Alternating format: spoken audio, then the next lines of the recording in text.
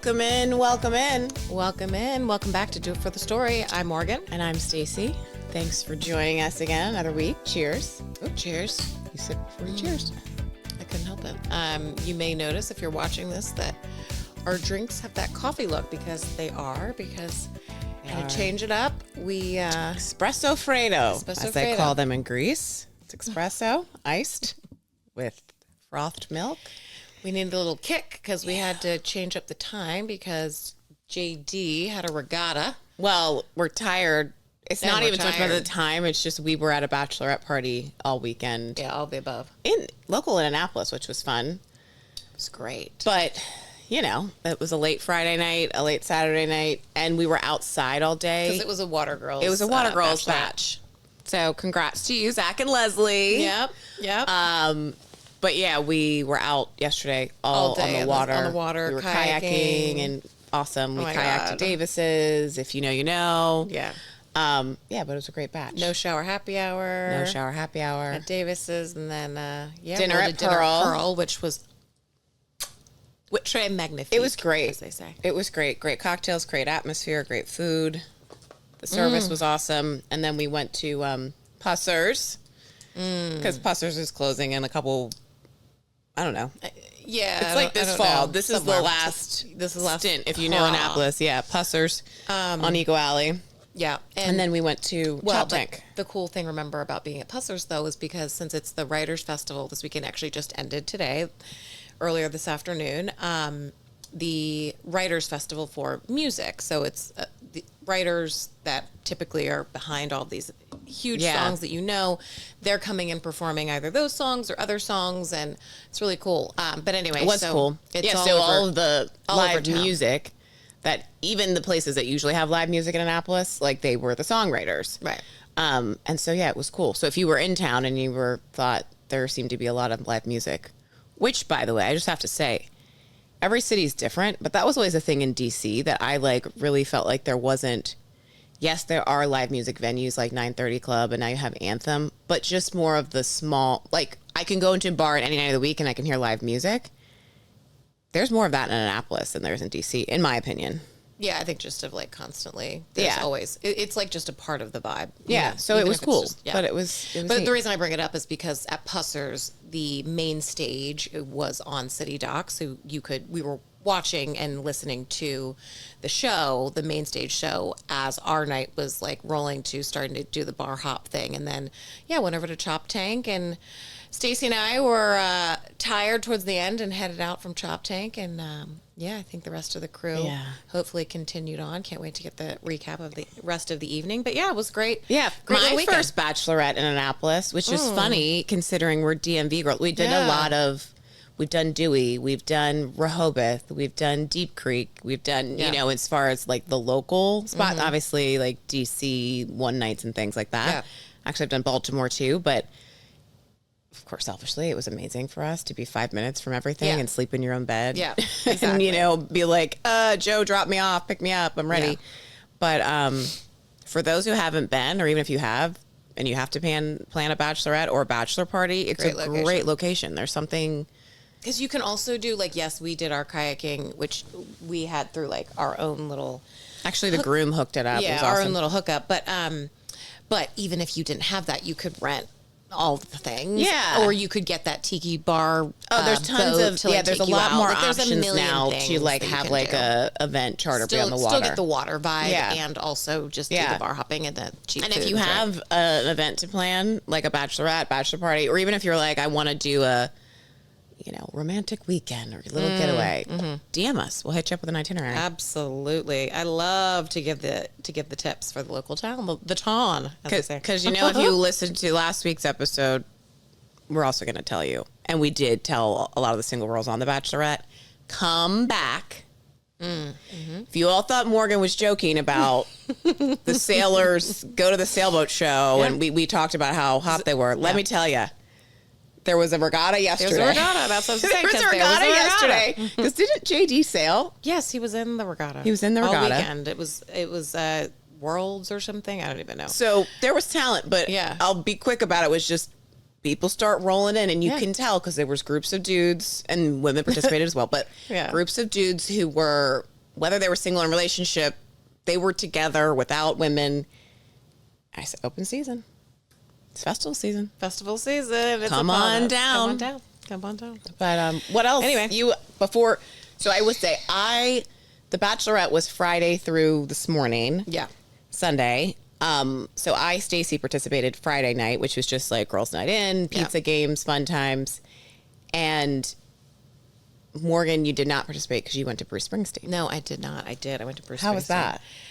It was, I'm giggling because it was phenomenal. Like, I didn't know what to expect because JD, my husband, is a huge Springsteen fan. And it's like it's almost like a running joke between us because like it's his thing. I love it. I don't care. Like, he's always got the music on and whatever. And so he's been to many Springsteen concerts. Is his dad or his parents Springsteen fans? Oh, yeah. But also, it's like him and Jinx, it's like that.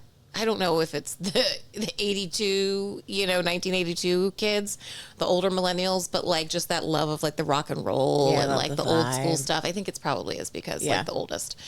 But anyway, always listening to the parents' music, all that stuff. And so, so he was just a fan and had been to many a concert. So he got him and I tickets, and then we basically a group of me and Joe and a group of his family, a group of our parents, just a bunch of people that I knew that were there. But anyway, so it was my first time going to the show, and I had I was supposed to hopefully ride down with JD, but I had to drop Angel in at DC so he could spend the weekend with Auntie Kiki and Little Uncle Diva, Miles. number one fan. And so I have to run into the city with Angel straight from school, and got up from my desk so fast, like yada yada yada. I could not. It was a whirlwind of an afternoon. Couldn't not get to Camden Yards in time if I came all the way back to Annapolis. Camden, the show was in Baltimore. And so I was like, okay, I'm just going to drive straight there. So I was in the car for, then by myself once I've dropped Angel, I don't even know how long, Yeah. And so I had listened, been listening to music, and then I was like, you know what, I should be listening to Springsteen, even though I'm along for the ride. This is JD's thing. Like, I need to, it's before a concert. Like, let me tune in. And I just, I was like by myself. I was like, it's just not the vibe I'm feeling right now. I was like, I just like listening to this. So I had it on though, but then so I, because I guess I was in like car mode or something. Yeah. Like I just pressed podcast, which typically on my Spotify just takes you to like all the podcasts you usually listen to. Yeah. But I think it was because I was under Bruce Springsteen's profile. It took me to Bruce Springsteen's podcast with Obama. Oh, so Bruce Springsteen has a podcast? So during COVID, this was obvious. This was at the time when like you could, we had the tests and whatever, but like, and I say because they're together, Barack Obama and Bruce Springsteen were at Bruce Springsteen's home and studio, like, in New Jersey. Okay. And they were doing, basically both of them were like, we ain't got nothing else to do. So they're friends, and they were interviewing each other, and they were just telling their like their life stories back and forth to each other. So was it multiple episodes? Yes. Oh, so it's a series. Okay. When you had told me that, I thought it was one interview. I didn't know about that. It's a series that they turned into. I remember hearing it, but I totally forgot. It's a series that they turned into a podcast, and I forgot. I need to look how many, but I'm on like episode 4, I think. So it's enough that, but they recorded enough. It was like one season. I don't know how many, 10 episodes, whatever. So I'm on the way down, and I'm listening to this because I'm like, oh, I actually am in the mood. That's what I was in the mood for. I'm by myself, for listening to a podcast or something. So I'm like, oh, this is perfect. I will take this in before I go to the show. So I start to listen. And I am like, oh my gosh, this is what this man has been talking about. Like, this is what because, there's like Fancy, you all have heard like about Fancy Haygood and my love before. I forget which episode of the pod that we talked about that. But there's certain, I think we all have certain artists that like. I don't even know if we did. I didn't want to interrupt your thought. Oh, we but didn't? We're going to have to save. That's a good. We'll save it for another time. But like Fancy Haygood, love him. Great story for, But anyway, I just really have resonated to his music but not just the music, like the literal storytelling. Yeah, the right. lyrics were like really like hit home for me during that time. And so I'm sitting there listening to Barack and Bruce interviewing each other, and what they're doing is describing, for Bruce Springsteen, he's describing his storytelling and the music, what it's all about, but it's really, they're just talking to each other. And then Bruce will be like, or like, for example, Barack Obama would be like, it's interesting that it makes complete sense. And I understand, born in the USA even more by hearing you say that. It's that kind of conversation, Right.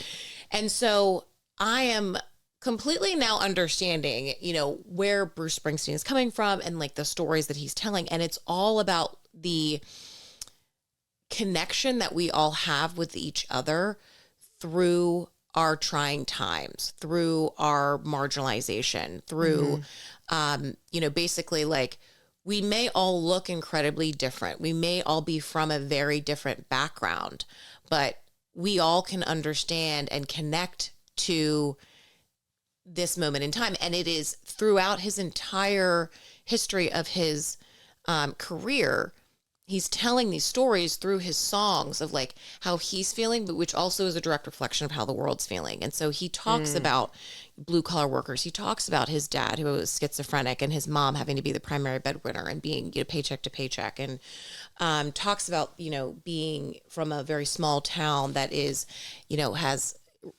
huge racial issues, but he's also, has black friends and white friends in Vietnam, and they go on and on and on, Barack and Bruce, like going through this back and forth conversation. But what continues to come up is community and understanding and the similarities that we all have to each other. And like, literally no matter who you are in the world, like why and what why we're connected. Right. And it was like through him, he said, and he says this at one point in time, like, during the podcast is, there was just an innate like calling in me and a thing that I had to get out. And Barack says same. Like there was something in me that I needed to get out and release and tell the world. And it ended up for Barack being through, the presidency right. and that track and through and service, right. Community. Cause that was the thing. He was a Barack Obama, former president. Community organizer. Yeah. Community organizer. Yep.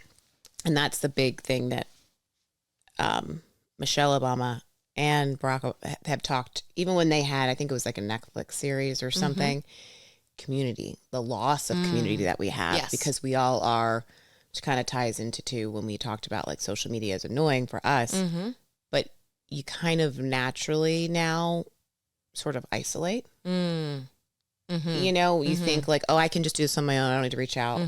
And so even just those natural, but loss of community. So it's interesting because that's a big theme for the Obamas. And loss of community. There's another, something else I was reading that was talking about also the loss of community because we're able to move so easily, so then all of a sudden you don't live with your we're like parents. As humans, we are, I mean, we're animals. We're more of a pack mentality. And now as people, the term, it takes a village, people are less likely to have a village because you can go move. And even, it just takes a lot more effort to find that out. But anyway, so you were saying like Bruce Springsteen in the interviews with Obama, they're talking about their life stories and the connections and the uniqueness or the commonalities we all have like at our core. Yep. And the adversity that while they may be different, everybody kind of has their shit. Exactly. And it was like, no matter who you are, which was so, and it's, as I'm driving to this show, I'm like, everything they were saying, I was like, talked about that in this episode, talked about that in this episode. And it just was all like hitting home and it was like emotional. And then I'm at this concert And it was, and I have, we haven't, I don't know if we've talked about this before, but like just coming from a family that's very in love with music, we all were in band growing up. Our older sister, Lindsay, was just always obsessed with shows. Well, and like you're saying, mom and dad we love music, like Right. a lot of stories, Right. our first Lindsay's first concert in utero was Tina Turner. And, Right. mom and dad always talk about that and the dates that they went and on. we were to so shows. young when we went to our first family shows. all Yeah, that. we go as it got harder to kind of coordinate all of our schedules when we were, college beyond the family vacations, as that became harder to do, we would always do family concerts. I mean, we did that before that time, but we've always gone to concerts with mom and dad. Yeah, made it a consistent thing. And Literally so, since Celine Dion and Michael Bolton was the first one. yeah, no, exactly. And I was in fourth, so you were in I was like in first grade. Yeah. And so, I'm sitting there at this show and I'm taking it all in, and I am like, and oh, sorry. So my point is, before we got off on that tangent of that, I have seen an enormous amount of concerts, just an enormous amount. And Could never name tons of genres all across. I mean, everything from Prince to Jay-Z to Beyonce to Tim McGraw to the list goes on and on. Yeah, to Britney. And, yeah, I mean, all of it. And so I'm sitting there, I'm like, this is beyond, like, this is an amazing show, but this is also an amazing experience. Like, I would put it literally, like, Beyonce has always been like this. I'm like, this is Bruce and Beyonce. Y'all are toe to toe for me. Not to interrupt, I just Yeah. had to, because I asked, Stacey, I didn't go to the show. And because this actually, it was Bruce Springsteen, the concert had gotten canceled once, and then so there's opportunity to get more tickets, yada, yada. And so when JD was kind of hit up the family chat of like, hey, anybody want to go to this? There's tickets. I was already like at my quota for like a lot of summer plans. Yeah. And I said, I'm good, but thanks for like letting me know, like, don't really care about Bruce. Like, no offense, everybody. I like Bruce Springsteen, but it was, again, I was like, you're good. Go ahead. Yeah. That would have been so me. when I asked Morgan, how was the concert? And her response was just like she just said, Beyonce and Bruce Springsteen. I think my response was like, are you serious? I'm telling you, I've traveled to Europe to go to like a festival, like, I'm not saying, I mean, I really want to emphasize, like, literally saw Prince. I've seen, and I was blown away. And you've seen Rolling Stones. Yada, yada. And We get the point. Like I'm just saying that in terms of Rolling parent Stones. generation. Same. Because I said that to you. I was like, better than the Stones? Yeah. And you were like, So mom was saying that she was like not sure if the Stones would beat it for her because she knew more of the music. I knew more Stones music. I knew just as much. Equal to equal Stones and equal to equal Bruce from JD playing it all the time. so funny. No, it was Bruce for me. Okay. So we could go down a whole list of all the amazing. Again, I was getting clarity because I was like, what? Because I highly recommend. So, but it was not only the incredible talent, because one, I'm thinking like Taylor Swift, this person not only is performing this and sings well, but they wrote all of this, and so it's very like, that's the, the thought that's in the back of your mind too. But it's just phenomenal, the performance and everything. But it's also, the storytelling was insane. It's between the songs, it's between the sets, it's during, it is the song. And you're looking around and you're seeing all ages, all able-bodied, unable, like, you're seeing every race, same-sex couples, I mean, all the ages. And I say that because you're in this, and even, my father-in-law leaned over and he was like, this is such a positive environment. Like, this is, you could feel it. It was palpable. And so in my mind, I'm also, I'm in Flair at this point because and this ends up going to be part of the topic today, but I ended up, because I drove Angel into DC. Yeah. What do you mean by in Flair? Yeah. So just in a lot of pain, a lot of discomfort, a lot of swelling from my psoriatic arthritis, which I've briefly mentioned before. And then, we'll talk about more today. But so I'm really uncomfortable. I'm tired. I just like the thing that I want to do most is just go from like stretching to get in a not hot, like a warm tub, to stretching again, to like taking a bunch of cannabis and like laying down. And like, you know, but I also am like, I'm going to show up for this concert. So I'm up so during the concert, I can't sit down for the first portion because I'm so uncomfortable. And we're in Camden Yards. So we're in like, you know, you're in seats. And they're not that comfortable. And they're not comfortable. So I was like, Joe, I'm going to go stand at the top. Luckily, where we were, you know, we were only like 5 rows from the very top of like, you know, the ballpark. So you could kind of know. And so there was a couple that was standing up from their seats, like up against the back wall. And so they were like, yeah, you can take our seats or whatever. So I'm standing there for a good chunk of the show until I felt comfortable. Then we go rejoin. But so through my head, and I bring that up because I'm thinking to myself, I'm always thinking of the disabled, but like now that I am disabled, but, you know, especially, you know, I'm feeling it it's coursing through my body. And I'm thinking to myself, the connectedness of us all, and, you know, the one marginalized community that we all can come in and out of, that we literally, one day you could be in it, the next day you could be out, the next day you could be in it, the next day you'd be out kind of vibes, is the disabled. And go ahead. And as I'm thinking of that, and I'm, you know, I'm like, that in itself is such a deep connection to all of us. And it just, my mind, you know, it can't, like I said, I'm always thinking of my disability, but especially in that moment, and especially in, you know, the 48 hours after, I'm just like, man, you know, especially to see all these people together and uniting, and thinking of all the things that can cause us to be disabled, and you know, we've talked about before in our yucca episode, and like the chemicals that are in food that are allowed here in the US that like aren't allowed in Europe because they make you sick, or, you know, how expensive it is to go to the hospital, or, you know, how pre-Obamacare, you know, if you had a disability, you were able to be denied, you know, insurance. Well, and because I have to just say, even you just, I don't know if the word is casually, but just, it was casually, you mentioned, you know, being disabled, you know, now that I am disabled, at 2 parts. Is that something, maybe it's the first I was going to ask is,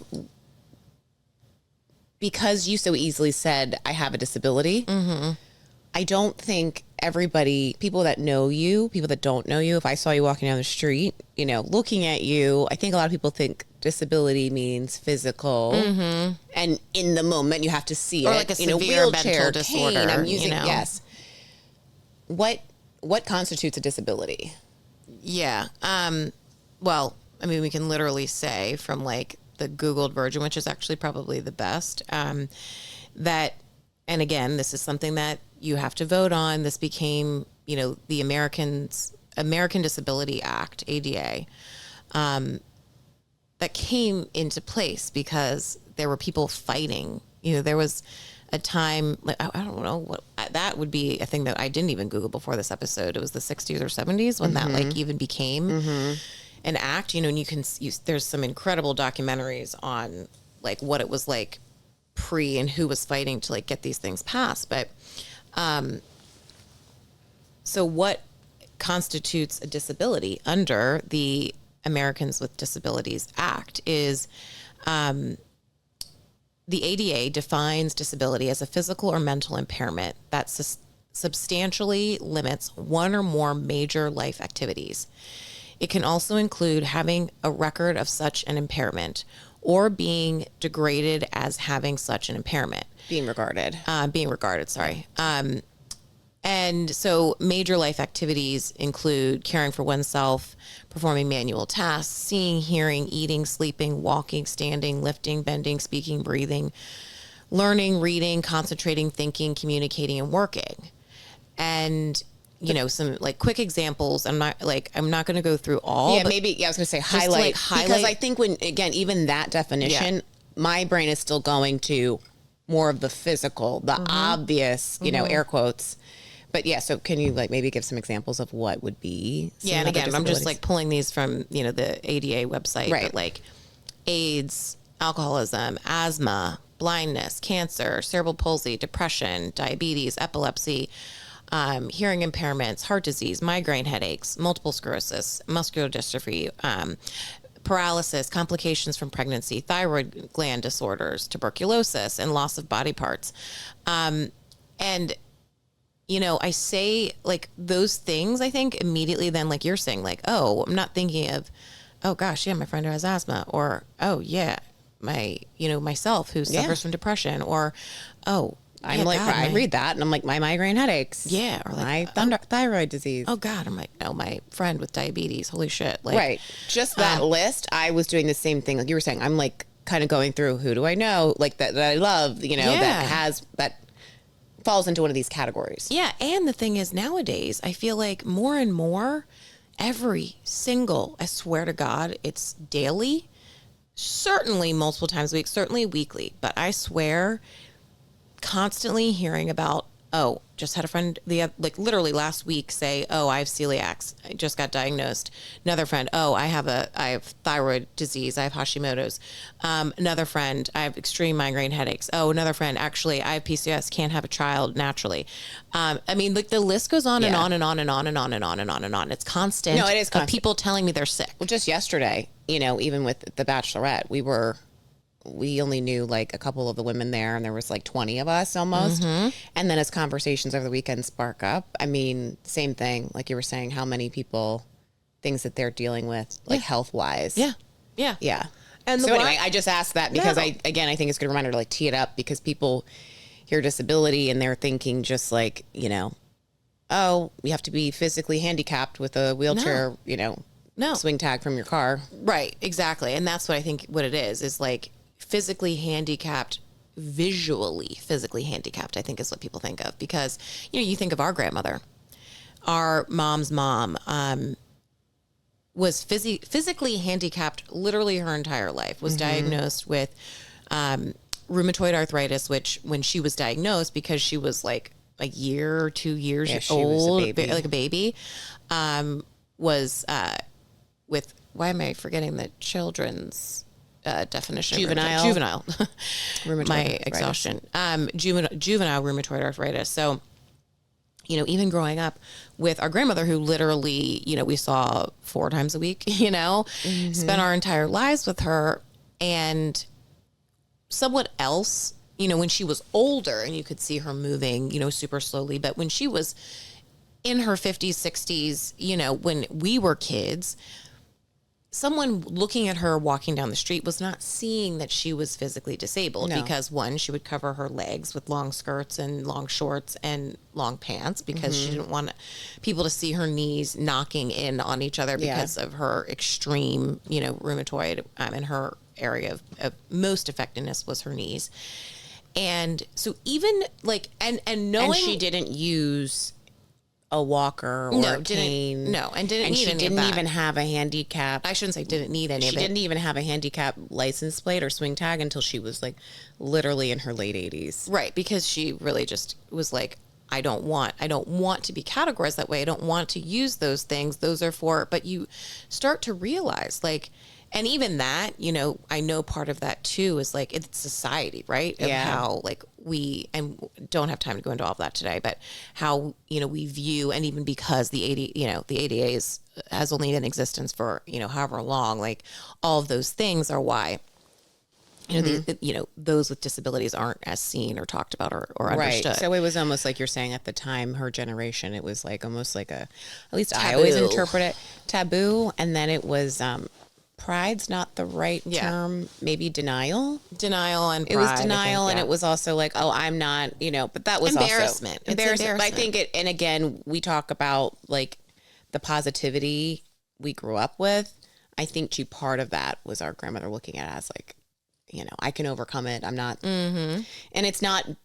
Well, and that's a part of being disabled, that you have to have the mental strength to push forward. Well, and so if you continue to kind of accept in your mind, you're thinking, if I continue to just accept, you know, the easiest in quotes, like I am saying as the person with a disability, like, you've got to keep yourself, you have to push just to keep going. Sure. And I think, because that's what I was going to ask you earlier when I asked, you know, what kind of constitutes as a disability, when you said, you know, now that I have a disability, I was going to ask you, was that difficult for you to identify as a person with a disability? Still is. I just muster up the confidence every time I say it. Mm-hmm. It's much more, it's just uncomfortable. I don't know how else to say it. It's just uncomfortable. It's, I think there's a couple different reasons. It's one, it's triggering for your own, like, I have to say this out loud. Like, And people are going to ask follow-up people are going to ask follow-ups, questions. but also just like, I grieve every day over my old body, like every single day. Well, let's talk about that. Yeah. But the last thing I want to end with, like, the reason I brought up my grandmother though, was because even seeing her from the moment I was born, seeing her constantly and knowing, because our mom being a nurse, so always talking to our grandmother about it as like a sounding board of like, this is happening to me now, like so our mom was always very aware of what was going on. It wasn't ever like it was shunned to talk about it. It was just that grandma always made it like it was easy for her to talk about it. Right. Worry. And so I say that because, until I became disabled, I did not understand like the depth of how fucking hard, like just so fucking hard it is to be disabled. Yeah. So so back to your question. Yeah. Cause I want to take us to that, because people that are listening to this that know you are probably like, what is she talking about? Mm-hmm. I grew up with Morgan. I played sports with Morgan. I went to college with her. Since when did she have a disability? Mm-hmm. So can you talk to us a little bit about like how this came about, your psoriatic arthritis? Yeah, no, I can. And just the interesting thing, it's not the interesting thing. It's just, I can talk to you about it, but like, it's just also, every time I kind of really talk about it, whether it's like with Joe or with, my therapist, or go through like a weekend, like I had this weekend, you kind of just learn a little bit more about it. And like, so there's moments where I just literally pause and I'm like thinking and processing to myself. Cause like I said, it's just a grief. Grief is a journey, you know, it's never ending. But, so it started by, Angel was 6 months old. And so Angel was born at 14 days before lockdown, during COVID. So, in 2020. And, which if you didn't listen to the birth story episode, go back and listen to kind of the start. Yeah, exactly. So go back and listen to, the start of all that, because it's deeply connected. But so, this is 6 months later, and then we're in a place with COVID where we understood that like, we could, isolate, which obviously, I shouldn't say obviously, we had been very isolated. You could isolate 14 days, and then no symptoms. We were like, okay, we're going to isolate. This is like August 2020, just to give people that timestamp. It literally was Labor Day. It was Labor Day. It was going into Labor Day of 2020. And so we were going up to Cape Cod. And so it was a really long drive. It was like, I don't know, 8 to 10 hours of driving in the car. But the week before that, I start waking up with this shooting pain, like really intense, like severe shooting pain at my leg, which like when I had heard people say like sciatica and like that, nerve on, it was on that, like, that's how I kind of was like understanding it, of like relating the pain, it was on like basically the top of it was like on it felt like it was on my hip joint or something. And so I'd wake up in the morning and it would be so severe that I couldn't walk though too. It wasn't just the pain was severe. Like I couldn't get myself to like move without being like in just like severe pain and discomfort and feeling like really stiff. And simultaneously I had these, what I thought at the time, because, it was COVID and there wasn't much else to do. And I'm, home with Angel, that I'm taking these really long walks, and I'm thinking, it's summertime, maybe I'm gripping the stroller like too intensely. And I have these little blisters on my hands, like what I I'm thinking of as like little tiny blisters. And then as this pain is getting more extreme, like all of a sudden I'm like this fucking rash on my hands. And then I'm like, oh my God, I wonder if it's poison ivy. Like I totally could, because we have poison ivy in our yard, you know, at Right. the edge or whatever. We have a dog. So I'm like, oh my God. But I'm like ignoring that because I've got this pain every morning. You know, now we're on the trip. Right. And I like, you know, I'm so uncomfortable getting out of the car. Then every morning I can barely move. I'm like in tears. I'm taking an insane amount of ibuprofen. Like I'm just like, just ODing on ibuprofen because I'm like, I don't care. Like, and we're talking about, so you understand what my body is. Like I was 42 weeks pregnant doing advanced extreme yoga. Like I have Yeah, always you got been an your athlete. yoga teacher. I can't speak. You got your yoga teacher training certification when you were pregnant. Yeah, literally, like because it was COVID, had to finish the certification remotely in like April, May or something. Like that's exactly, literally, yes, exactly what was happening. So, you know, was really confusing. And then, you know, we get back from the trip and, you know, I start to go to different doctors, yada, yada, yada. No one can figure it out. X amount of months later, you know, by this time, I'm in just wildly excruciating pain and I can't walk. In the morning, I try and get up out of bed to go to the bathroom. I can't make it to the bathroom. You know, I'm having accidents walking to the bathroom. If I do even get to the bathroom, and somehow get there, then I realize like, oh shit,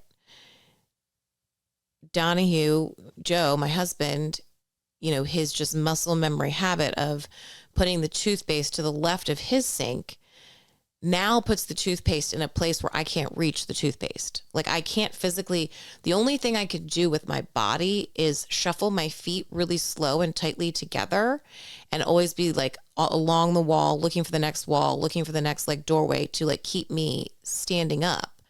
And but Which then is- to move side to side, I can't physically move side to side. I can't I can't stand straight and someone say like, you know, take your left foot to the left kind of thing. I can't do that. So I can't shuffle my body. So then I would literally have to do little tiny shuffles to like get over into a range of the toothpaste. And I'm saying all this to let you understand. I'm going from doing yoga moves people can't do without like that. I'm doing this pregnant. I'm doing moves people can't do when they are non-pregnant, able-bodied. And now I can't even get out of bed. I can't sit on a toilet. I can't brush my teeth. You know, stairs are like Mount Everest. Like I can't function. And you have a 6-month-old baby. I have a 6-month-old baby and I don't understand what's happening. And you're breastfeeding. And I'm breastfeeding. So now I'm now to breastfeed. All I do all day, I go from like doing all of these things to then physically, you know, doing all these things to then I can only lay on my back on the couch. And I have, you know, the doctors are giving me Percocets and I've, you know, the steroid thing and all this stuff. And like, you can only take so much of that before the, you know, and none of the painkillers will do anything. There's the pain so excruciating. The only thing I can do is, like the most extreme, and I don't, extreme is the wrong word. The strongest indica the dispensary could provide was the only thing that would give me any kind of relief with an insane amount of ibuprofen at the same time. What were the doctors saying because you said this was like the first, let's call it first 2 doctor's appointments you went to.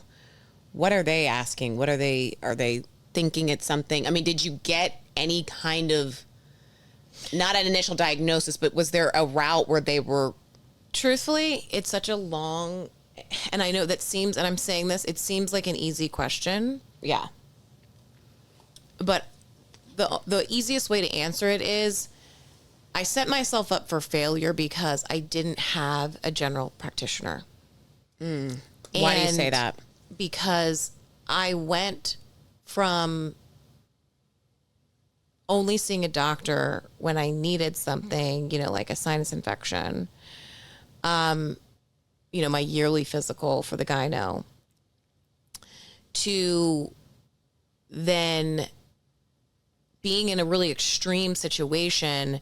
So I'm thinking and only understanding the healthcare system to be well, if you have an extreme situation, you need the right specialist to fix your extreme situation. And you can only get to the specialist by like making all these appointments. It's not even about the referral. Yeah, it's not. Like you're saying, it's about, because you got to get in there. It's a long list, a waiting list. It's not that.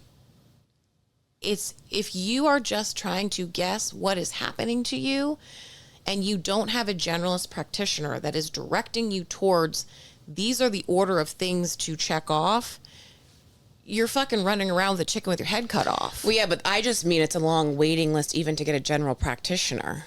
Like, I know when I moved to Annapolis, the first appointment I could get was 9 months out. Sure, that too.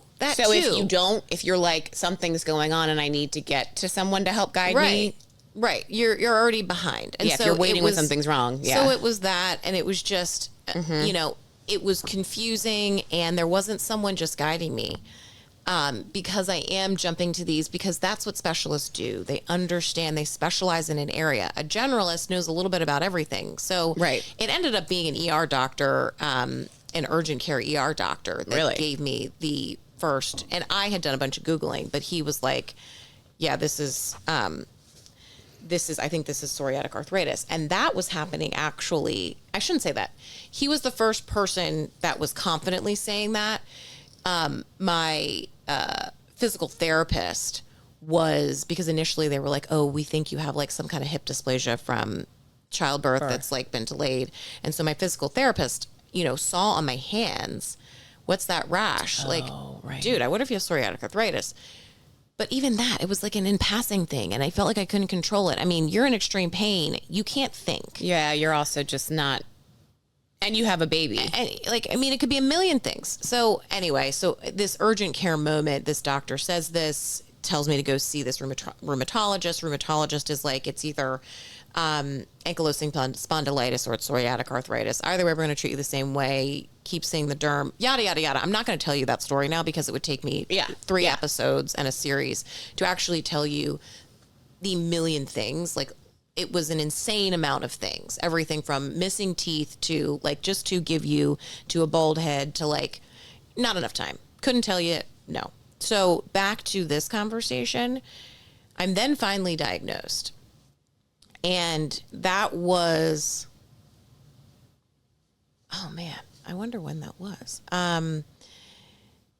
Maybe in November. It felt like it was Thanksgiving time. Yes, it was, because I remember that's when I was on a different biologic. Was I just started taking it. Yeah, was right around Thanksgiving. And so, that's from Labor Day to Thanksgiving. I'm laying on my back. I'm in excruciating pain. I'm using a walker. I can't get around. My life has changed forever. I'll never forget the moment that, it's COVID time. So there were a few people that could come to visit and see us that I felt comfortable. And Mimi was living, our sister. Yeah. Mimi was living with you. And Mimi had moved in because it was COVID times to help take care of Angel. Yeah. She was nannying. And thank God for that. Thank God for Mimi saying yes to, I will live with you and help you during this time for Angel, because it real MVP, Mimi. It turned into Mimi taking care of me and Angel at the same time. Mm-hmm. She was quickly became the family nurse. And I know I'll never forget it. I assume she will never either, but like her literally having to physically bathe me. Mm. Yeah. Mimi's in nursing school right now, and it's a career path that we know she was destined to be in. And the thing was, it wasn't just that she did it, and she did it with such grace. Like, it felt like, how mom would be. Oh, that's what I mean. She just has a natural bedside nurturing manner where because our mom's an ER nurse. Sorry, I'm realizing the tissues I put over there. It's fine. Because our mom's an ER nurse, and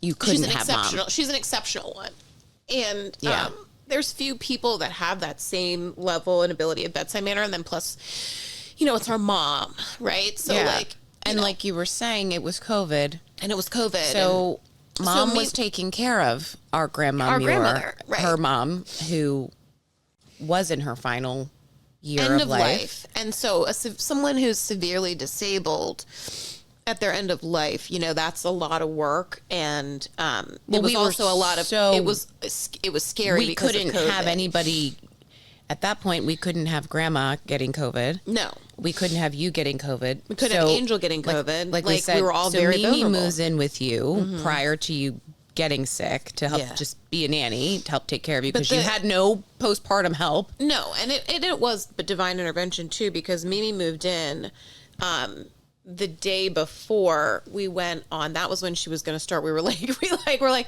Mimi, you can start when we go on this trip. It'll be super fun. You know, you'll at least get to go to, like, you know, we'll do something fun as like the beginning of your time with us. I was thinking she was with you guys. So before she moved then. in when it all started. You know, so it was like, it was divine intervention that she was even there. But I go back to that saying, you know, it wasn't just that, it was my baby sister having to physically bathe me, but it was just the fact that, like, I remember bathing her and, like, you know, all of a sudden she's taking care of me. And, you know, it's a real, you know, it's a really humbling experience when you can't wipe your own ass, you know? And you can't figure out how to sit on the toilet. And so I remember, like, that's a moment I remember is Mimi bathing me. And another moment is I remember you being like, okay, I'm coming. I can't wait any longer. Like, you know, I'm like, Mimi, I don't have, you know, I can come. I'm going to come visit. And so you were taking me to acupuncture because at this point I'm like so desperate. I'm like, I will do anything to feel better. Like, it was a day in particular too, like, where we were always communicating as sisters and with JD and, you know, with Mimi, knowing that she was here and knowing that mom was trying to help because mom had so much on her plate too with grandma. And this day in particular, it was a bad one. And I think it was Lindsay actually who had talked to Mimi and she had then, you know, called me or had said, like, hey, have you talked to Mimi today or something? And I was like, what's going on? And it was a day, mobility was really tough for you. And Lindsay was like, I said, I mean, I can go. And so it was a weekday. And of course, we're all remote. I didn't care about taking off work. And I was like, yeah, I can be down there. Definitely. You know, like Joe and I were by ourselves anyway. We were kind of like the most sterile non-COVID exposure. But yeah, I remember calling Mimi and being like, what's going on? Her telling me, I'm like, okay. Lindsay's like, I need you to go. I need you to be there. And she was very, very concerned that day. Yeah. Anyway, I just say that because it wasn't me being like, obviously I would have been there, but there were a lot of those days. And it was also a day where, like you're saying, it was just like, there was more support needed.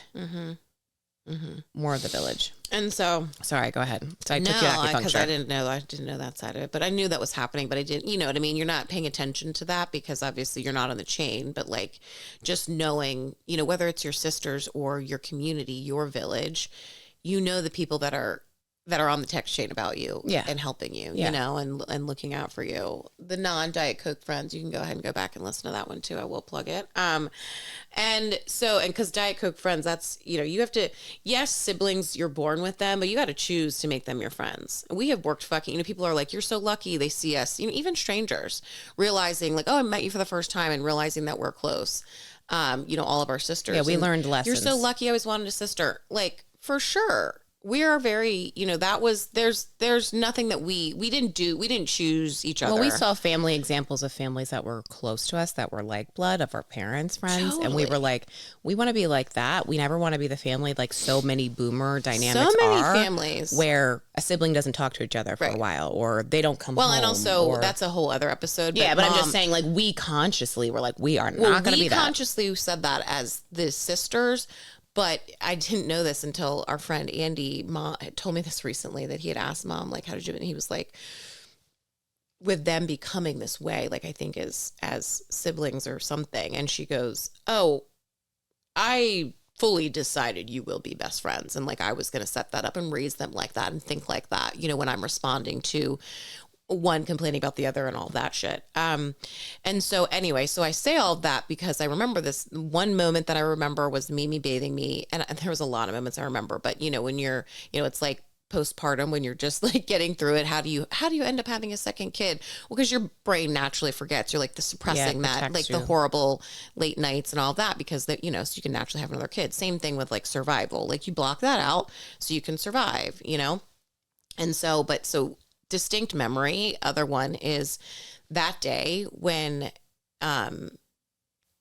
you are driving me to acupuncture. And again, I'm like super desperate. I'll do anything. Like if someone I always tell people this, like, because now I have all these dietary restrictions, no gluten, no dairy, no tomatoes. And then I just try and eat as clean as possible, like all of the things, no alcohol.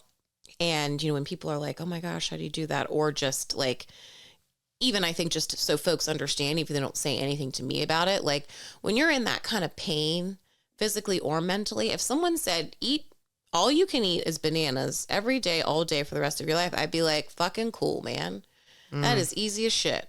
Mm-hmm. Eat liver all day, every day for the rest of your life. Of course I will do that. That's no big deal in comparison to not being able to move, not being able to go to the bathroom. Yeah. Yeah, I would fucking do that. So, it's one of those days where I'm like, okay, one of the other things I'm incorporating into my routine is acupuncture, because at least I'm getting some mental relief because I'm in the dark room and, it's someone that's catering to me that I'm paying that isn't my family, because I'm, it's Right. COVID times and I'm feeling taxing about that. Plus, at this point, you're like you said, you're trying anything. Anything. So you're taking me to acupuncture, and I look at you and I say, the thing is, I'm sure you had just said, like, how are you doing? And I was like, the thing is, I love Angel so much, but I hate my life right now because everyone kept telling me it was that, like, it was because of that. Like, it was because you had a kid, your hips effed up, or it's because you had a kid that your hormones aren't crazy, or it's because, whatever the reason was, like, that's what people kept connecting it to. And so that's what I meant in that moment. I'm not saying I wouldn't go back and have Angel, but like now I can't even pick him up. Yeah. Like every day, literally think about it. You literally couldn't feed him. That was what was the most heartbreaking. I remember seeing, because we all weren't there, the family, like you're saying, because it was COVID, seeing you for the first time, literally laying on your back to like feed your baby. And then it was also during that time, because you were in pain and it had been quarantined and you weren't working at the time. So you weren't pumping because you didn't have anywhere to go. And so he couldn't take a bottle. And I remember there was a conversation, again, we talk about the text chain, where JD, Mimi, and I were talking about, like, maybe we should try to get her, or they were saying maybe we should try to get her pumping so then we can help with, taking the baby more, blah, blah, blah. And I was like, but right now, that's all she can do. That's all I can do. That was my only That's her connection bonding. I'm like, don't bring it up, because they were also worried that it was taking too much nutrients. You were also really thin. Not because you were just in that much pain. You're not going to eat. You couldn't move. Like everybody has to tell you. So anyway, my muscle was gone. I still, talk about grief, like, and talk about, man, like,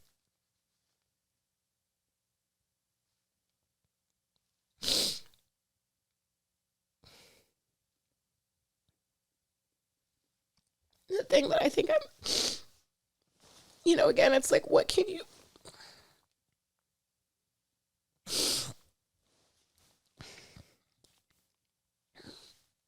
what Stacey was, I'm kind of jumping ahead here, but it makes sense because when prepping for this episode, Stacey was like, well, what do you want people to take away? And I hadn't even thought of this, but be kind to your body. I think back to when, I was 25 and, everybody tells you have to be perfect. You have to be fit and you have to be thin and you have to be muscular and you have to be you have to have a huge ass and you have to have huge tits and your hair needs to look great and you need to have makeup on. And it matters. It all matters. And if you don't look that way, and if you don't try to look that way, you're not worthy. You're not enough. You don't even care about yourself if you're not worried about those things. And, you know, I go back and I think about the times that I looked in the mirror and I was so hard on myself. Yeah. And I look back now in this body, in my disabled 40-year-old mom postpartum body. And I think that 25-year-old body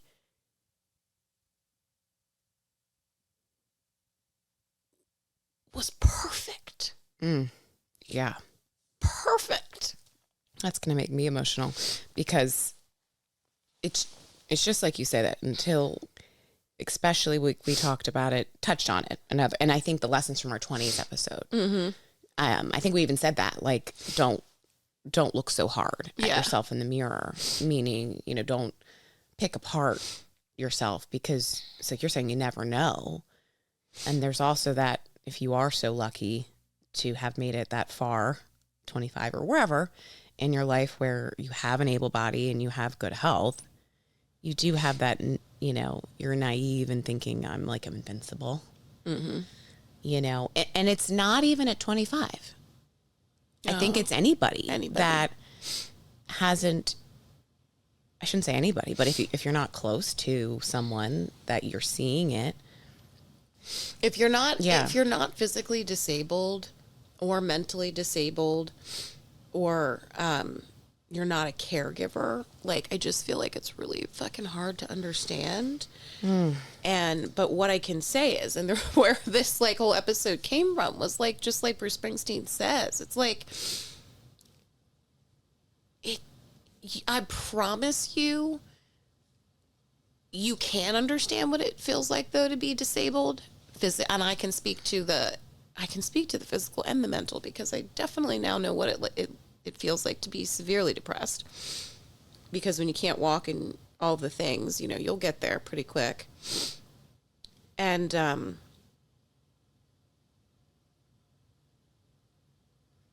But go ahead, because no, I was just going to say, like you mentioned, it's that there's so. It's interesting because, of course, you see now maybe not even necessarily theme, but tie-ins, right, of how our brains think from the different episodes. And like we just said, with lessons from our 20s and talking about, like, man, if I could go back, it's not even about going back. It's just if I could tell my younger self or tell myself now, you know, be kind. It's like I've even said with my PCOS, like, I don't know, if you really zoom in today, if I showed myself without makeup on, I told Morgan yesterday, like, I'm having a really breakout day and I can't figure it out. You know, my period just ended. This is when my skin is supposed to be good, quote. But now I just don't care. I mean, I have a husband who tells me I'm beautiful all the time. I have my sisters who always lift me up. I'm like, even the bachelorette, I'm not there solo looking for guys. I'm not there solo without a sister. So it always, community. Just like we talked about in Diet Coke. And I think you made the comment, Morgan, in the Diet Coke episode about, you know, those having friends when you go through life tough moments, and you use the example of divorce as just it could happen to you, because not everybody, but people that are really, it's anything. You don't know what can happen. And so it's not just about who's going to be there for you, like losing people. It's who's going to be there for you. None of us ever thought something like COVID would be something we experienced. I certainly never thought I was going to need a walker. Right. I never thought that. But I'm saying even in that time, even in those COVID times, you're like, I have my baby, I have my husband, and then I have my sister Mimi who's moving in to help me. But even that, you needed more. Yeah. Needed more support. And even though they weren't physically able to be there, I needed to know that Joe was supported. I needed to know that Mimi was supported. Right. Because I already felt insanely guilty. That's the other thing of lessons learned. You know, again, another one that now that I'm really therapeutically talking this out of things that we didn't talk about prepping was like, tell those that are disabled around you, do not feel bad. Ask it for help over and over and over and over, because I love you so much. I want you to ask me for help. And don't be worried if you said please or thank you or whatever. Yes, we come from that house of where you always say please and you always say thank you. But when understand my disabled friend, husband, whoever, the person in your life that you love, understand. And now I'm talking to the other disabled people out there. Yes, try and remember the please and the thank yous when you can, but believe you fucking me, if that was my significant other, if that was my sister, best friend, whatever, I wouldn't be worried about them saying please and thank you when I am just so sorry that you're in the pain that you're in. And that was the thing that I would always say as well to Joe. I would say, I'm so sorry. I'm so sorry because I feel so guilty making you go through this, because I personally was like, I think I'm in the easier seat being in this much pain. When you're watching me and you can't do anything about it, like I would think about that. I would think if he was laying there and I had no idea what to do, I would, it's just like with your child. You're like, I would trade place with you in a second. This sucks. I can't help you. I can't solve it. And so it's just all of that, take the guilt away from them, lift them up.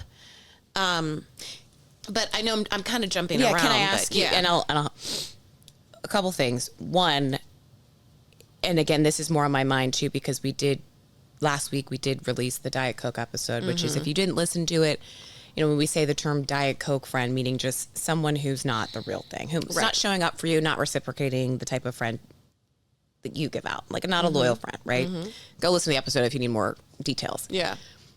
When you were going through this, and again, it's COVID, so obviously the people that maybe would have shown up on your doorstep can't. Literally. Right.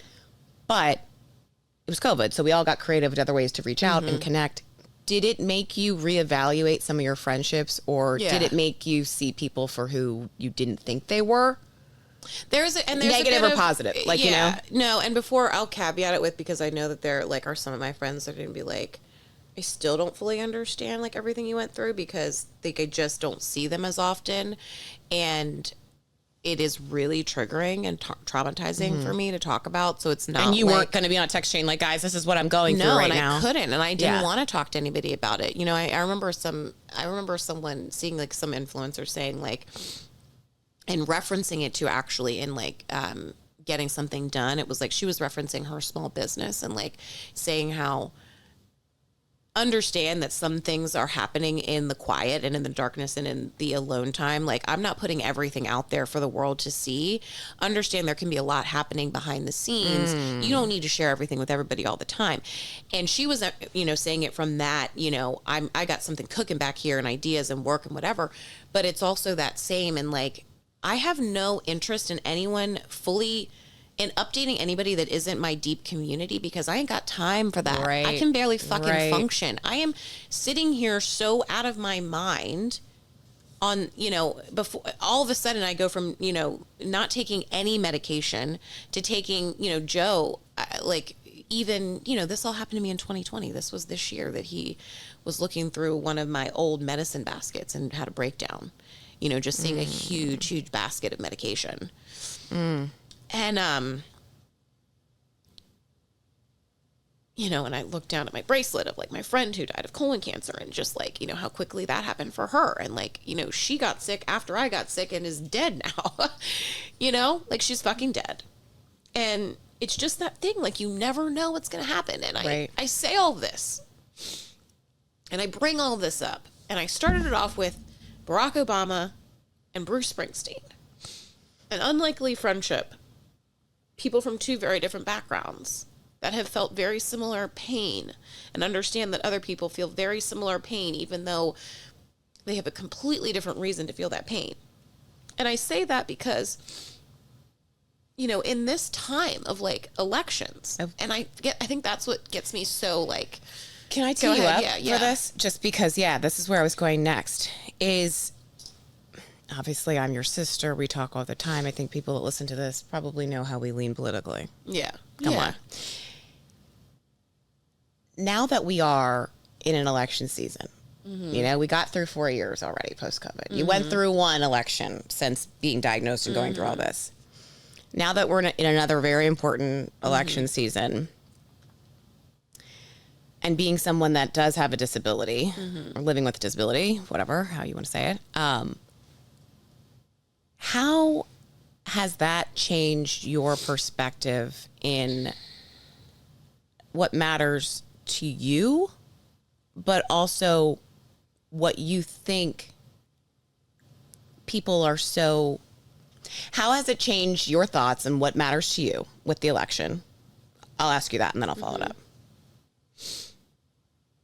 Because I say that because I think we talked about in the 20s episode, it was interesting because I got a couple people commenting to me about that. Like, wow, that's so true. I forgot that when we, you know, millennials, that prior to Obamacare, when you graduated from college, you couldn't be on your parents' health insurance. And I think you made the comment about like, that's the stuff that, you know, the politicians need to be talking about, you know, the Harris Wells campaign needs to be talking about to the younger generation.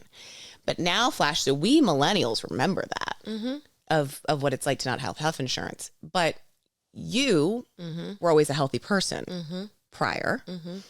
So that's kind of what I'm getting at. Yeah. And I think just the first thing that I want to say is I can't answer that question without saying I am just so sick and tired of being sick and tired. I think about being sick every day.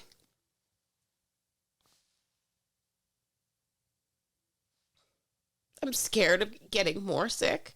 I'm scared my medication will stop working. I'm scared the medication that I take, which can, I don't know, you know, legally how they would say it. It's like causes cancer, or it can make it easier for you to get cancer, or like Connected to, let's put it this way. I'm not allowed to donate blood ever again, you know? Certainly not while I'm on a biologic, and I don't know if you ever can after that, you know? Like, it's changing my DNA every day for me to live a life that I personally find like the best way to live, which is being mobile. So I take this really intense medication to be able to move. And when I think about that medication, like, I'm thankful for modern science, but yet I'm also really mad at modern science. Why? Because money is like what drives this country, and it's more important for the pharmaceutical industry to make money than it is for them to cure people. And like, I'm not saying that there aren't people fighting, you know. I go to Johns Hopkins and I like just experience such a wealth of like beautiful care and help, you know, through them and these doctors that have like got me walking again. But I also know that the insurance part of their job is awful. Yeah. And the frustration for them with the cost of the drugs is awful. And all these things, you know, the American, like we started this conversation off with ADA and like the Disabilities Act and like those things, like Obamacare and the guarantee of having health insurance or not being denied because I have psoriatic arthritis now. That was... If I get a new job, they can't deny me. You know, like those are the things that you need to understand. They've overturned Roe v. Wade. They could take back the ADA. So I'm talking to you, mom, that votes for Trump, that has an autistic kid. They don't have to make sure that your child is allowed to get a job. If these things are rolled back, if these laws that we have are rolled back, and the way that we know, that us millennials know that those that are disabled are treated, that could change. We're already seeing healthcare change because of the overturning of Roe v. Wade. And so that's what gets me mad. You know, when I see people that are like, I'm interested in being fiscally conservative, I get that too. I don't like paying taxes. I don't get off Yeah, I on like money. giving my money away. I like nice things. It's not even like I like nice things. Like I want a Gucci bag. I like not having to stress about money. Mm-hmm. I like being able to be like, yeah, let me give the $200 to somebody in my community that I know needs it today. I love all Right. those things. I know Right. a lot of people do. I don't think most people wake up in the morning being like, I want to do everything I can to become a billionaire so I can hoard money and never help anyone. I don't think that's the goal. Right. But I think when people don't think about what politics really means, there's a mask. There's for me a cloud that capitalism and wants and marketing, they want to put over our vote of it's about money and it's about Right. race and it's about this and that. No, it's They about our don't want basic- us to get into they the don't want us to get details. into the details, because if we got into the details, you would realize it has nothing to do. When you're disabled, it doesn't matter if you're black. When you're disabled, it doesn't matter if you're poor. It matters. It matters. I'll tell you this. It doesn't matter if you see where I'm going. Wealthy. It impacts everybody the same. Yeah, you're at except an for advantage if you have money. Exactly. But you could have all the money in the world, And if you can't and if fix you it, have, you can't fix if it. you get breast cancer tomorrow, Doesn't mean that you're going to it's survive. not like you get the drug that cures it, because there's not one. And now I will say, I've had, a friend who was low income die of breast cancer because she wasn't able to get the best treatment. But I've also had people in my life that have died that had plenty of access Had to the the best best treatment, treatment. because it's just, if you're sick, you're sick. You're sick.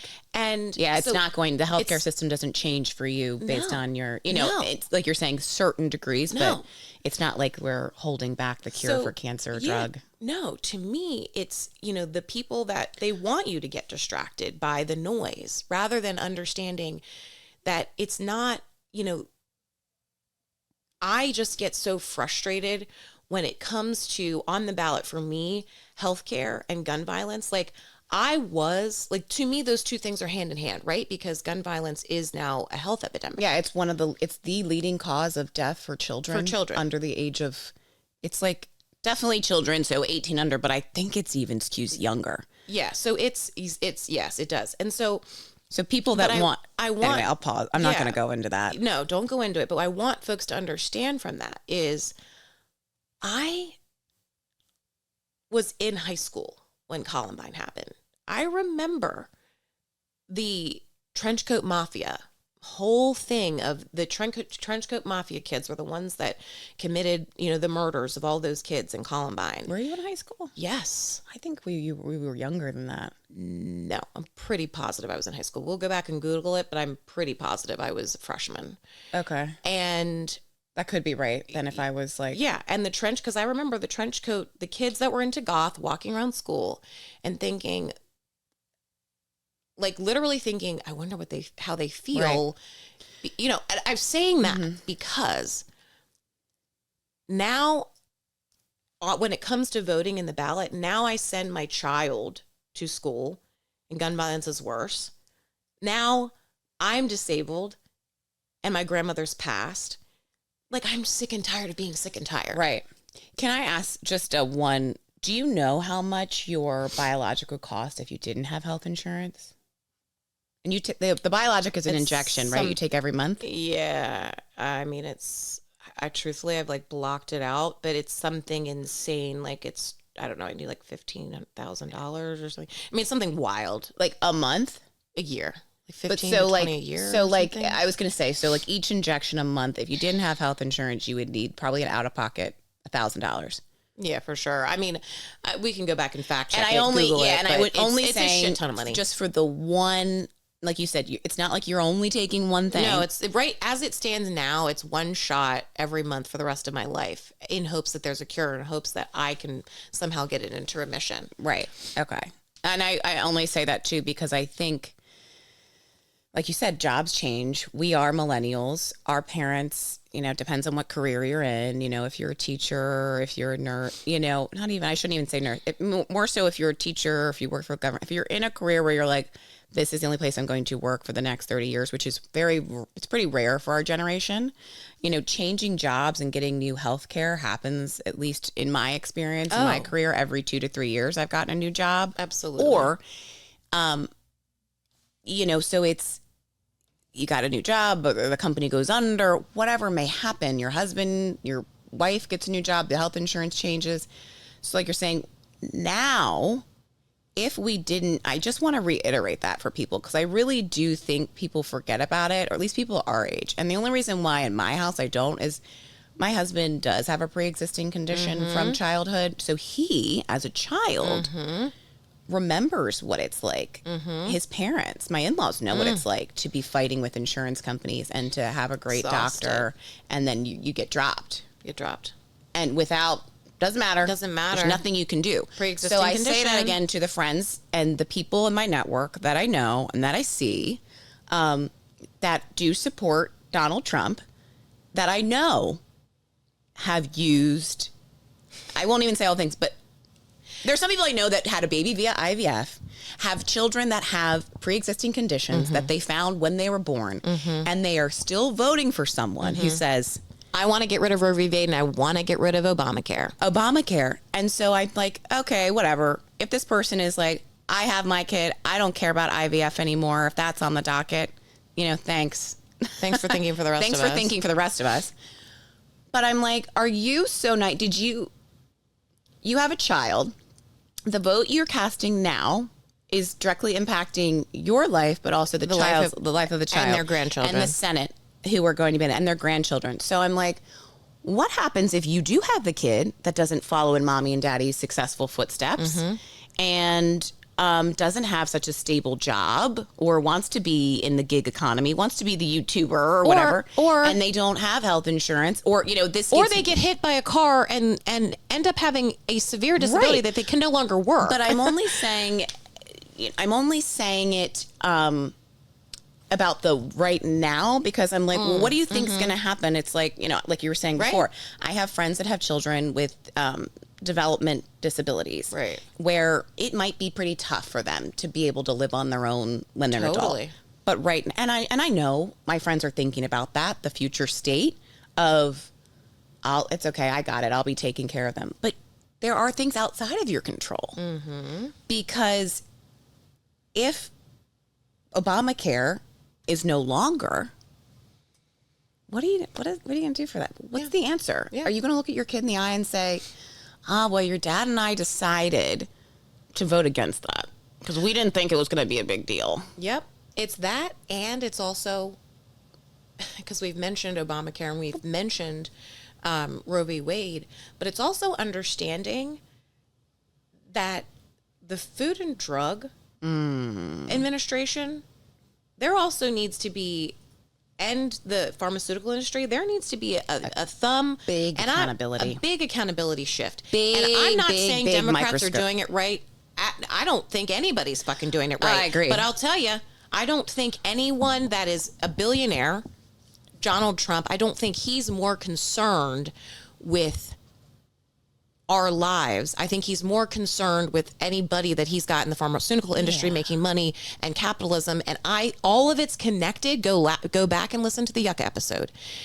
That's the thing where all these autoimmune diseases, everybody I know that keeps getting sick. Yeah. You might hear this is the last thing I'll say. You might hear this episode and hear, well, Morgan had a baby, her hormones went crazy, and she ended up getting an autoimmune disease. And she has a grandmother that had one. It's genetic. Sure. Could totally be it. Maybe that is it. What about the person that's never had a kid? Yeah. That randomly gets a thyroid disease. Maybe it was genetic for them. You can't trace it, but hold. Or maybe it's just the fact that they've now for the past 40 years have had light chemicals eaten every day because it's legal here. We don't ban Skittles. We don't ban these things. So they have light chemicals. They have a little drip of chemicals going into them every day. By their 40th year, it blows up, and now their body freaks out and attacks itself. Now, maybe that's why they have an autoimmune disease. Yeah. My point is it's all connected, and we don't know. Right. And I think, that's... All I'm saying is my point is it's all connected, and we don't know. And I want every politician to be held accountable. I don't care if you're Republican or Democrat. I don't think anyone's holding anyone accountable enough. I agree. But my point is... so much money's being taken from these companies. Right now, Project 2025 moment, I don't see a Trump option for someone like me who's fucking disabled Right. to vote for some. If I was rich and white and didn't give a fuck about anybody but myself and was still fucking disabled like this, I don't see Trump being an option for me. Right. And that's what's so interesting. You know, again, I mean, I think it is just, there's a lot of theories I have. I don't know. Because like you're mentioning, I thought, oh, okay, it's this person is just doing it because it's fiscal. It's like, I like money too. And I think no, I know what it is. I'm sorry. I don't mean to. It's a dog whistle because they are the type that rather than seeing community, back to the original base of this episode, then rather than seeing community and seeing love in everyone, they allow for people like Donald Trump to they're show selfish. them the differences, to say it's the see that person over there, run from them. Because if we all band together, if all the poor people, the brown people, the black people, the Hispanics, if we all band together against the mighty, mighty rich people, well, and we weren't worried about the differences of our skin, and we were just thinking about the things that were similar. We were just thinking about the fact that we all have kids that we want to love. No one wants to be physically ill.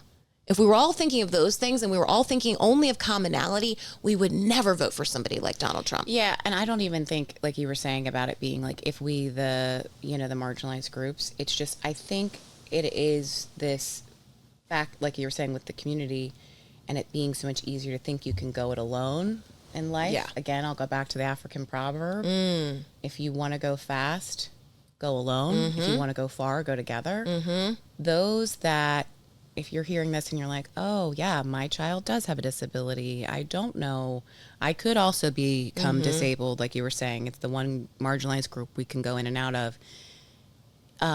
It's still that inability to see people.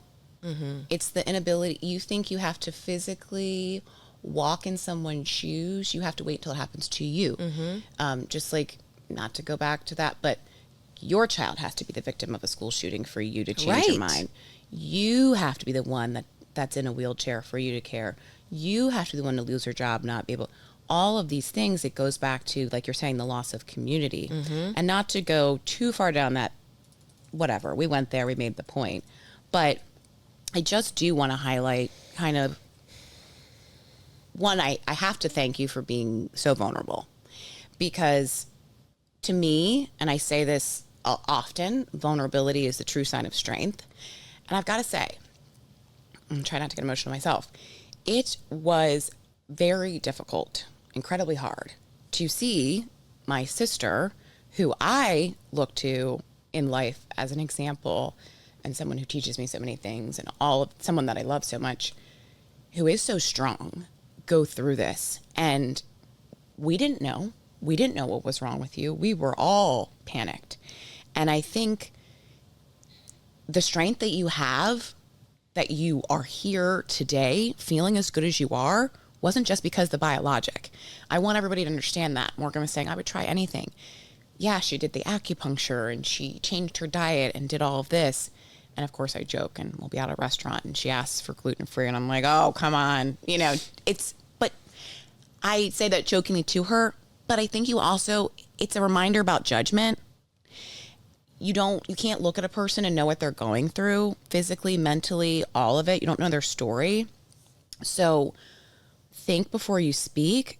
But I also say, like, what you're doing today, you sharing this, yeah, sure, you're helping somebody that may have these symptoms, but you're helping so many people that can identify of having a disability, that don't have a voice because they don't have the support.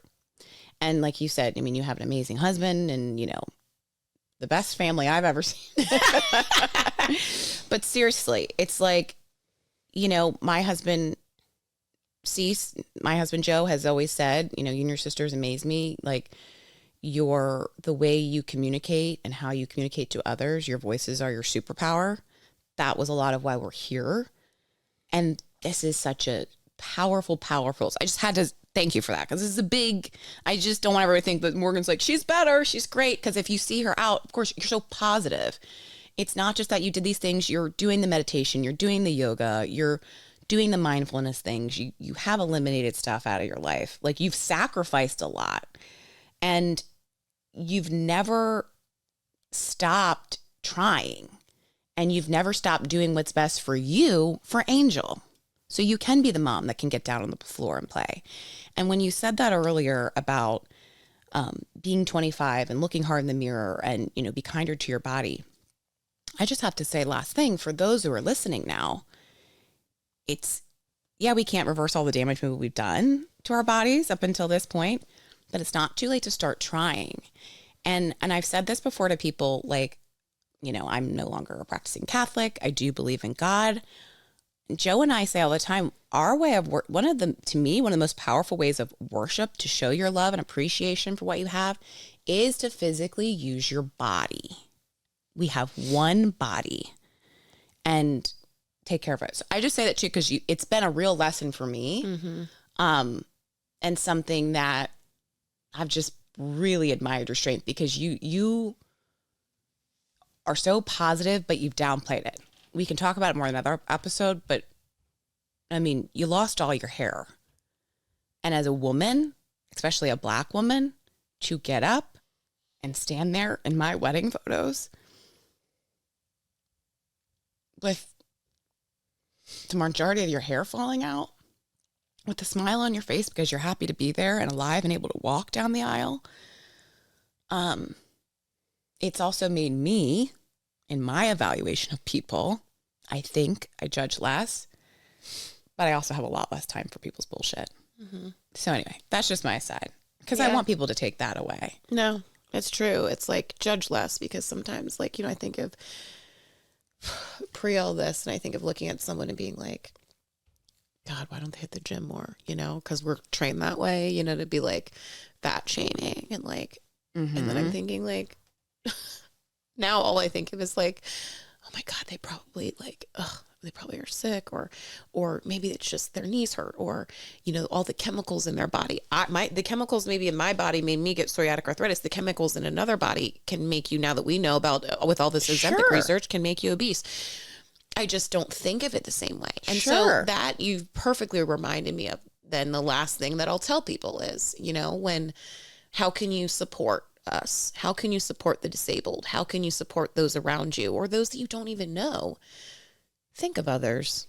You know, when you rent a scooter in a city, either in your city or one that you're visiting, don't park it in the middle of a sidewalk.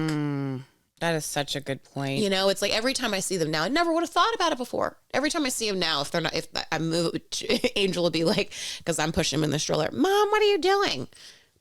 Even though there's no battery in it, because it's not on I'm pushing it out of the way. Because when you know what it's like to not be able to move, and you're using a walker and you're just trying to get around, and in Eastport, our community, where you don't have a sidewalk that if you have a wheelchair you can even use, move the fucking scooter that you rented with your able-bodied ass out of the way. Well, that is, like you're saying, it's sad to have been in that moment to see it. But in the one at the Annapolis Film Festival, when we talked to Eliza Jane Oh my Fowle, God, and she was the writer and director of the movie, the short film Chums. And she's a blind woman. And so go back and listen to that to hear her story. But she said how she lived in Sydney, Australia, and then moved into a smaller town. I'm forgetting the name of the town. Really rural, Yeah, rural. And she said she moved because it had became so difficult for her as a blind woman to get around the city when they started having the rental bikes and scooters. The scooters, the city bike, or not city bike, the scooters that you can, or the bikes, whatever. They can just drive around. Because she said she was literally falling over them and she couldn't get around by herself anymore. So there's all these little things you can do, but judge less. Listen more. Listen more. Do your research when voting. Understand your vote impacts more than right now. It's literally the future. And if you're looking at your kid and you're making the Instagram post about the condition your child has or the syndrome that your child has, and you're telling that child's story, understand that next chapter of the story, you're already starting to write when you cast your vote. And if you think how terrible it is your child has this condition and you wish you could take it away, you would do anything. Are you so selfish that you think the woman or the man or the person down the street that has a child with the same condition but doesn't have the luxury of the job that you do or the funds that you do or the support that you do shouldn't have the same opportunity in life to live live a healthier version of their life, the best life that they can? It's not okay. Look inward. Well, and also, because this is where I go now, because I'm always like, extreme. How can I get you to really understand this? Because in that moment, there's still people that are like, yeah, no, I'm not worried because I have money and it's fine. What if you die tomorrow? What if you and your partner are killed in a car accident? Because that shit happens all the time. That's why our wills are written up the way that they are. Where are the kids going after you leave? Believe me, go ahead and try and roll back some of the laws that we have in this country. Your ass is gone. Where's that kid going? How's it going to be taken care of? With what insurance? What disability? A job? A community? That's a good point, because and someone might, because I'm even in my head trying to answer that. You think it's guaranteed to have a job in this country? That was not this way. The folks with disabilities had to fight for the opportunity to have a job. And that's a whole other topic, and they still get paid so much less for doing the same jobs. And it's a whole other topic, but my point is, you think your money can control everything. It cannot when you are dead. But especially if the person, I'm just saying, someone might come back with, oh, I have savings, I have life insurance, and we've written it over to grandma and grandpa, and they're taking the kid. Okay. Guess again about the insurance piece. Now the kid doesn't have insurance. So now they're paying for the biologic $1,000 a month. And you don't have Obamacare. Or now they need to be in an assisted living Medicaid. or Let's a say group home. They could change Medicaid and Medicare. $8,000 to $10,000. How many people in this country take advantage of Medicaid and Medicare? Right. That shit can be gone. So again, just saying, like, you think, just like Morgan shared with her story, it's not like she was like, I bet you as soon as I have a kid, I know by the time I'm 40, I'm going to have a disability.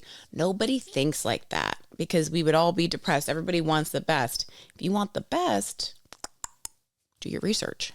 Anyway, I think for my own mental health, we're going to end it there. But thank you for sharing that, because I know it's not easy to talk about it, and it's taken us some time. We've recorded how many 30 episodes at this point? No, that's a great point. We've talked about it. We've talked about this since before we committed to doing a podcast. We were like, well, obviously we talk about your physical and mental health, because, like, of course it's a topic that we need to talk about, but it is so, and that's which I will hammer home again. There's just so much mental to physical disabilities, and your mind and your body are so connected that it has been really, really hard to get to the point to even be able to talk about this. But I knew that talking about it would be therapeutic and a release. And you knew you were going to be helping somebody. And I know I'm going to be helping somebody. And I've already, taken calls and all the things, because I don't want anyone else to have to go through this. This is the worst experience of my life. Yeah. And no one deserves it. And I know, like you said, end on that. And I just wanted to end on also one little thing. And we talked about judgment and don't. I also have to say it. You guys all know cannabis is legal in Maryland, and it's great. Cannabis was also, I personally saw it. And I can talk about that later in another episode, as a support person, seeing Morgan on a painkiller and then seeing you on like the highest level of THC cannabis for your pain. When people want to make comments, especially because you don't drink now. Mm-hmm. And so I get protective of it, because obviously, like, I consume cannabis as well too. And I do believe you need cannabis, it also. Yeah, cannabis is medicine. It's why it's legal. It wouldn't be, there's no benefits. There's no health benefits of drinking alcohol. I'm not saying don't drink out, whatever, you do you. I'm just saying there are health benefits with cannabis. And so when you want to make comments at a get together, or even outside of it, of like, oh, you're smoking, or smells good over here, or like, oh, I can't be around. Oh, I can't be around. You don't know what that person's going through. Mm-hmm. Also, stop it with the stigmas, but especially with cannabis, because I have also seen people that I know would get relief. Yeah. And they don't have the confidence. They don't have the confidence. Yeah. And it's the stigma, and they have people in their close family that don't agree with it. Mm-hmm. So they can't use that for their pain. So again, just really don't judge, but I had to mention that too, because again, I'm protective person. And we've been cannabis supporters since day one, and now I have a real reason to be on it. So come at me, y'all. Like, just stop. Snoop. Anyway. See you soon. Love you all. Love you all. Please do share this with somebody that it might help, but also think before you judge. And and if you could share it with 2 to 3 people in your life that you think need to hear it for whatever reason. Do that. And if you're about to flood the comments and my DMs, know that I'm really bad at social media. Thank you for all the support.